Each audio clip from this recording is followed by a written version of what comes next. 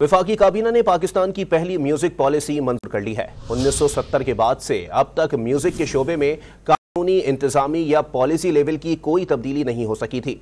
मजीद जानते हैं on news के चीफ रिपोर्टर सनाउल्लाह खान से। सनाउल्लाह, बताइएगा म्यूजिक पॉलिसी के हवाले से मजीद क्या तफसीलात आ रही हैं?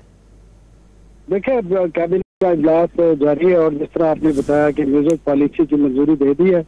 1970 के बाद ये पहली म्यूजिक पॉलिसी है और जो भी म्यूजिक इंडस्ट्री के हवाले से जितने भी लीगल, फाइनेंशियल तमाम इश्यूज हैं इसमें कवर किया गया है। खासकर पायरेसी के हवाले से भी इसमें जो कवानीन मौजूद हैं। तो ये एक जामे पॉलिसी है। जिस तरह फिल्म इंडस्ट्री की एक पॉलिसी आई थी, इस तरह की म्यूजिक पॉलिसी के हवाले से पाकिस्तान की ये पहली पॉलिसी होगी। इसके साथ कैबिनेट में आज अहम तैनातियां भी हो रही है। डिप्टी गवर्नर स्टेट बैंक की तैनाती की भी मंजूरी तकरीबन हो चुकी है। इसके साथ OGDCL MD की तैनाती और कुछ और जराये बता रहे हैं कि बाद समरियां टेबल की गई हैं जिसमें मुख्तलिफ तैनातियां शामिल हैं।